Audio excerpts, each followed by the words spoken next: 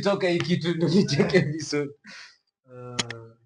You shoot is a new part of. That's a new segment. Ama we just nini? Umeanzisha ama? Yeah, iko.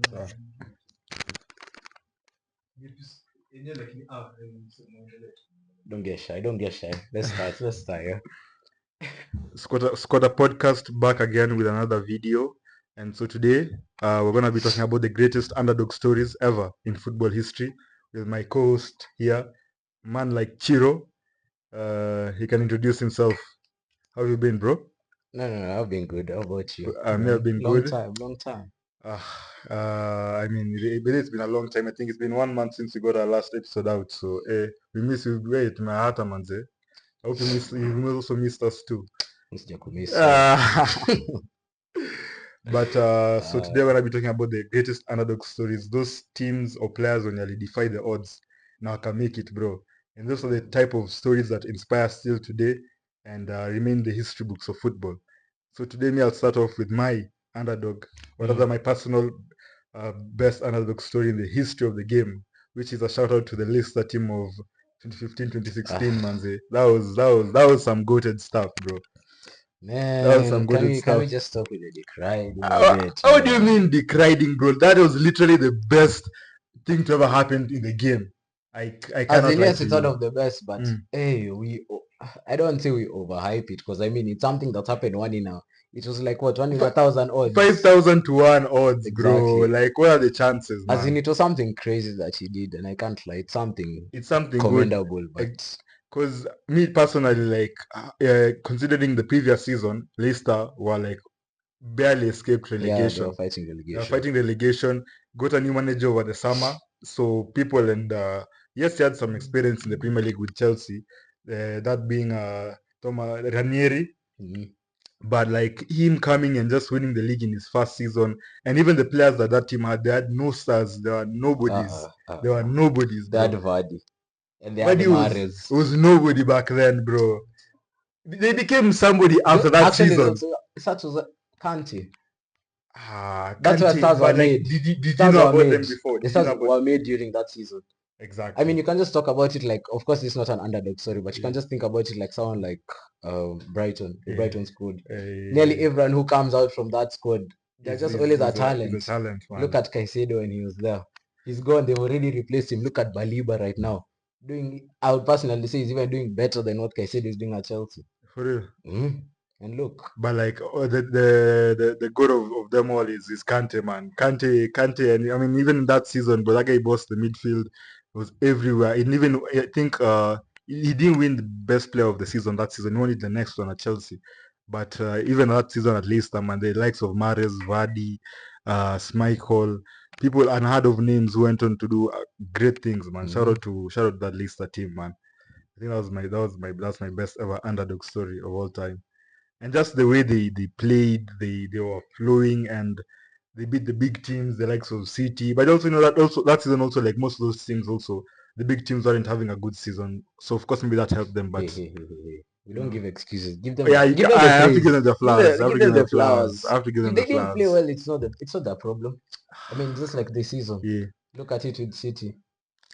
I mean, we're still number 5, bro. So don't come at us, bro. We're still number 5, man. Still in contention for you. I mean, if I was to even bring my underdog team, it's not of history, because I haven't really thought of the whole history. Yeah. But as of now, Nottingham. Yeah. I mean, look how they're doing in the Prem right now. I mean, it's crazy, and everything they've done. They can even be number 2, by the way, Cindy. They have like literally, they have 5 points. As I was saying, the Arsenal is more closer to the next 4 teams than they are to Liverpool. Man, Arsenal just Arsenal have just kept on fumbling till it's reaching a point where I mean, if they're not careful, they could even lose top 4. That would be the craziest thing ever, man. Like, hey, that would just be mad funny, man. Arsenal fans, they're never gonna win it. Just accept. Yeah. Nah. I told my boy Mitch. One day, one time, I personally believe should Arsenal get a proper striker, and the team is playing well, I actually do think they have a chance to win it. So like, if they get the right striker, let me say the right one this season, this transfer window, then next season I see them closely contesting for the title. more than even us ourselves. I mean, us already doubtful with our contract. We with don't the know about Salah, Van yeah. Dijk, Salah, Trent.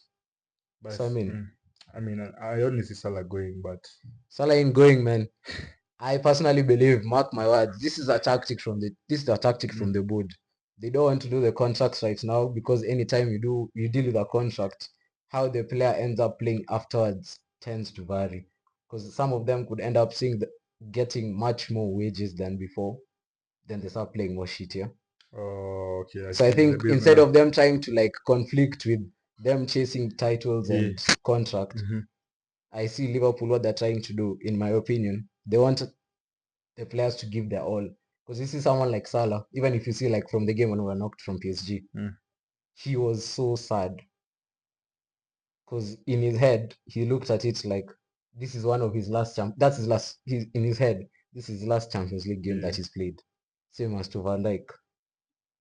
Other than if you know you're going to play next season, you don't be crying like I've never seen Salah cry apart from the final. Yeah, when he broke his hand, that was the last time I saw him crying. Hey, but you need to sign that. Yeah, you need to extend that contract. But anyway, just back to give us your underdog story. Yeah, my underdog story for sure. It's for me. It's not Nottingham, but it's another team. I think is it Ipswich, if I'm not wrong. Ipswich has had the same manager for quite a long time. And if I'm not wrong, how long? Like approximately.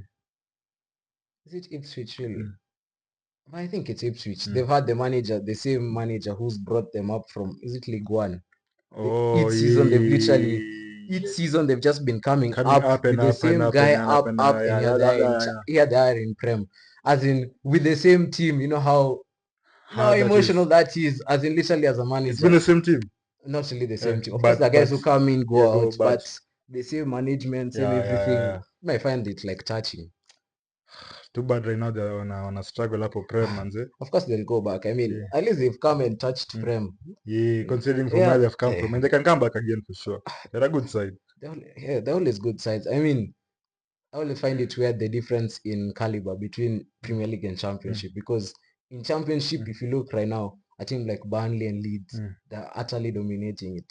But when they come to Prem, they're also at the same time they're at the bottom. So you try and wonder, where is the league for such caliber of teams? There's no like middle ground for them, because they always come up, go down, come Norwich.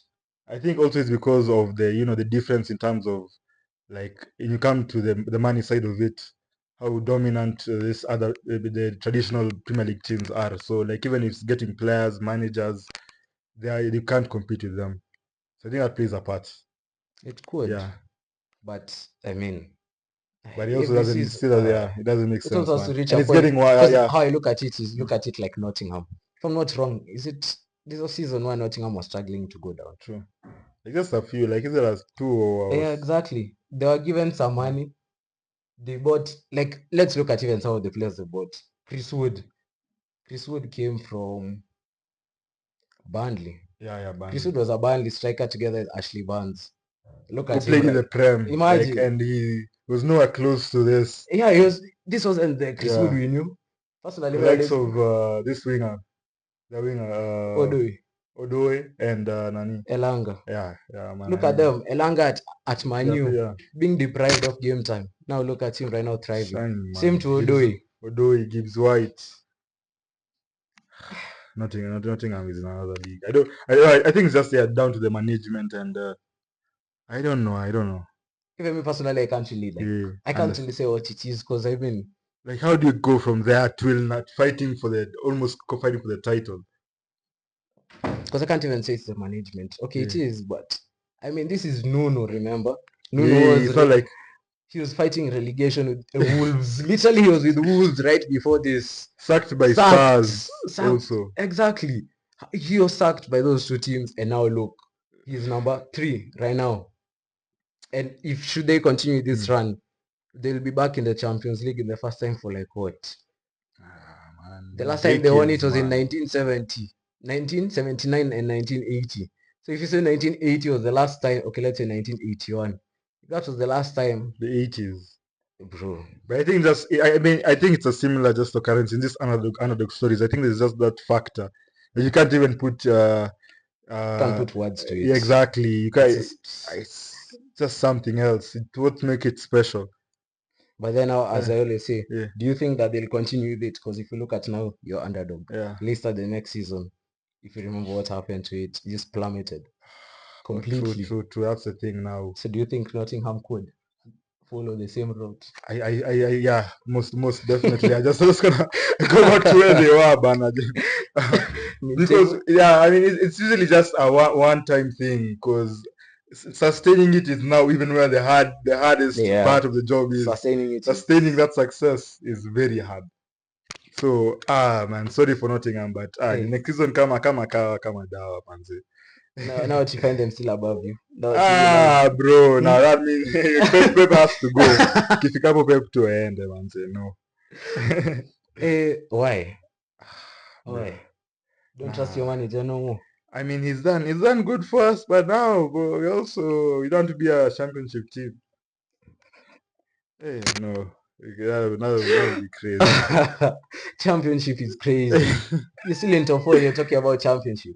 I mean, have you seen Manu is Manu is in the bottom half almost. So anything can happen in football, bro. No. Amaje, man. Am I wrong? Am I wrong? Maybe for us, but hey, no way. It can't happen. Really, bro. I'm telling you, man. Manu can be relegated, man. That team is so shit. But you see, the problem is you can't really say a team is shit when they beat you. I mean, us we're rivals, so it's different, But generally, it's just a shit team. Those are the facts, How? whether you like it or not, man. I mean, how like can somebody explain to me? Huh? But they're just as shit as you. Really, bro? I mean, you see, why you look at it is because you're looking at their number. But if you look at it in terms of like how they're playing, like in terms of the football they're playing this season, I mean, I can't really see how much difference with you guys. You guys have dropped tremendously this season. But at least us are still scoring goals, man. Like it's just the Rodri factor. No. Even let's just go back to the underdog, because once you bring Rodri, you treat this guy as if he's like the Messi of This City. guy is the god, man. Nah, you guys over of midfield. You overplace him too much. Nah, bro, he deserves it, bro. He deserves it. He's good. He's and not he's good. really good. He's out of this world. He's good, one of bro. the best CDMs right now, but he can't be that good. To hold Imagine a team like that. Imagine he is. Now we know he is. I mean, of course, okay. Now we just know you guys are shit without him. That's what he chooses. Don't come at us like that, bro. You can't say we're shit and we're still in contention for Champions League.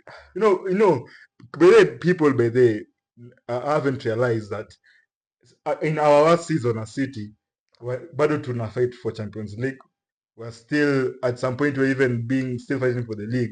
Man, the likes of Kina Liverpool, Arsenal, when they have a shit season, those guys are down there. Remember even us when we were fighting. Times the Rogers Huko, yeah.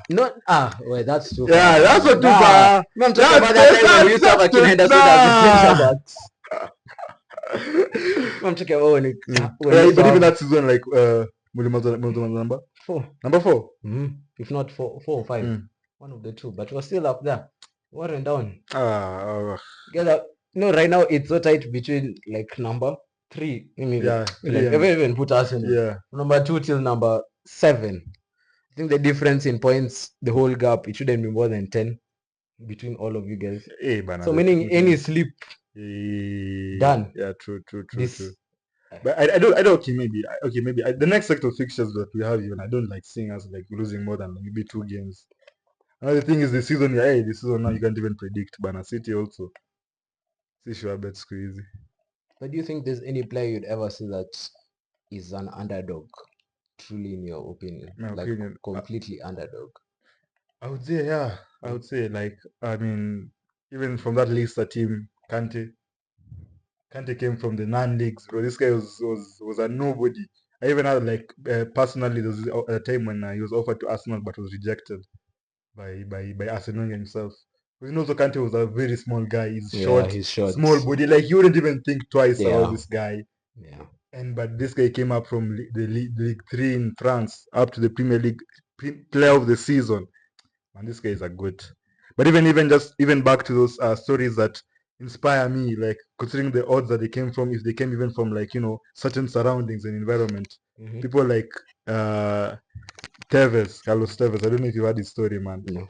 This guy was he came from a very poor background back in Argentina. And the funny thing about it is most of these South American players, yeah, they always come yeah, from man, they come from the ghetto, man. Did Messi come from the ghetto? I don't Okay, think Messi, so. he didn't come Messi from is the the ghetto. exception. But even him, the fact that he wasn't okay, he had challenges also exactly because of his growth, growth hormones, and so they always have to have challenges. exactly. Actually, do you ever hear of a player who doesn't experience challenges to enter the leagues? Like, can you think of one off the top of your head? A player who just came into the ranks and you already knew, like, as in, this guy is the shit. like, even when you look at most of the players who had like father figures and now their sons are now breaking into the league, you can't really say some of them. Okay, most of them are doing as well as true. their successors. I think the thing with success is, man, it's those challenges are the ones that actually makes that person, that individual, just take it to the extra mile and accomplish what they accomplish, man. Say, man, even just like the best players of all time, Messi and Ronaldo, even if you look at their respective lives, how they came from, like even Roro also came from like a relatively poor background, Yeah, he did. Madeira. Manze, and this guy was just some shabby looking guy, bro, playing his ball. Yeah, he was never shabby. He was always bro. You see Ronaldo back in the Lico Manchester, say. The guy was never shabby. Pesa But he's still bro. Everything Ronaldo became handsome after the money. You can attest to this. Man, if you go look back in his money days, 6, this guy used to look shabby. Nah, the guy was still terrorizing every defense, though. He was looking shabby, but he was still. Yeah. He knew only two things: ball and God. That was what he needed to know. Looks wasn't a priority then. True. But man, even like Messi, the way he had to get the leg surgery, literally this guy's foot. I don't know what was up with his foot, baby. What was the problem? Foot. Yeah, the thing with Messi. It was about his growth. His growth. He couldn't grow above a certain height. So you have to go. Then was it? I think it was Barcelona who decided to pay for his surgical bills that he can end up getting. I think not growers. I mean not lengtheners, but something in that growth sort. hormones in some so sense. that now he can end up growing to now how he is right now. It's not even proper, but I mean it's decent enough. Exactly. I mean he's literally done the job better than. I mean that's 99%. 99.999%. Yeah, because we all know that 0.001% is Ronaldo. When did you become a Ronaldo fan, bro? Oh, man. He's just the guy. So stop. No. It's just like this guy. No. Even you guys, man. All of you guys know only the glaze LeBron. That's how CR7 is. LeBron deserves that. This guy even has a song named after him. But by the like I say, like LeBron and Ronaldo are almost like they have the same thing. But I've never seen Messi's replica. As in someone who can literally say Messi's come. Okay. In other fields of sport, maybe in terms of like his skill, how skillful he was. Skillful, but also still at the top of his game. Oh, okay, yeah, true. You see, Ronaldo and LeBron have the same thing just because of the work ethics they have, the discipline they have, the accomplishments, and just who they are also as people. But now with Messi, man, that guy is a one in a million type of person, man. Your goat. My goat. The goat. No. He's your goat, not the goat. The goat. Anyone who has two eyes and has ever watched football. It knows it's Ronaldo. If it's not Ronaldo, screw you. It's Ronaldo. As in there's no questioning about it. But man, those two men, what they went through before they could be able to reach at that level is just, man. That's what makes them also one of the best. Because considering the challenges they came from, I feel they deserve to be where they are. So, But don't you also think sometimes there's yeah. some people who should have been at such a level but never got the chance despite the struggles they went through? Even if we bring it back home here in Kenya, think about how many talents you've seen through high school. You've seen when you go for TAF. You see even on the internet, just as you watch ball. Man, Guys, how they always go through all these trials, all this shit. practice. Kwanza, okay, with our, I don't call them stereotypical parents, Yeah. but yeah, with our parents who've always grown up trying to like enroll you to always go through the education route, despite you having the talent to venture otherwise. I mean, But you know, also the thing with football, it's a very competitive sport, and it's not like how much hard work is the only sole determinant of you making it, man. There are other yes, it very many is. factors that are outside your control. Mm. Like even where you're born, like if you're born in Kenya, already that's a disadvantage. I'm in Africa, that's a disadvantage, no matter how good you are or you think you are. So I mean, it's just, and you can't control that. Because even most of these African players, if you read their stories, who've made it in football, they usually like in their like upbringing, they usually go to the Europe or other, like, those other Yeah. countries. Then they start there playing football there properly. It's not usually until they played here until the professional stage, then they went to Europe. Mm. I've never had like a European team buying an African player like from an African team. So I don't think so. Okay. I've never I'm sure had there of. is, but I Oh don't yeah, think. but I don't think I've had. so that's the thing also with this with the game, man. Football very competitive. Even the odds of Messi making it were very slim. The fact that he made it, that's, imagine if that scout that day wouldn't have gone to see that match, Messi playing in his youth academy. You would have never known Messi at all. It's crazy. It's crazy. But that's what makes an underdog story, man. And in the rate of the chance is so slim that even if you overcome those odds, it's just crazy. So I mean, as we conclude, man, shout out to those stories, underdog stories that inspire us, and we hope for more in the game, as we have witnessed this season with Nottingham Forest. Yeah. So I'm just hoping best for everyone who's still out here trying to become a footballer, You who's yeah. out there watching. I miss Word of word advice. of advice. Yeah. Shit. Advice gani sasa. You'll make it. Exactly, man. But But then hiyo you ni go push. cliche shit. Nah, but it's true. Hmm? That's Yeah, the thing is working. You can work and work and work, but at the same time, yeah. just pray and it's by chance. Personally, I always think it's just by chance. It's And chance it's plays a very big, yeah. chance. It's chance. It's Chance. chance. It's just Chance. chance that chooses Yeah. everything. Cause But you also have to have that mentality of you're going to make it, man, no yeah, matter what. and also put yourself out there. Exactly. So, manze, shout out to all of you guys. For those our subscribers, as we've seen, we've started releasing new type of content, and that's so you guys you're gonna be eating good. Gotta For be a eating few, good. yeah. There's still one more segment coming out. Exactly. One So more segment. One more. yeah, grab your popcorn, man. Something good is coming up. It's gotta be coming. Just UHUC. Alright. Otherwise, Guys, like, share, subscribe. subscribe. See you soon. Ciao.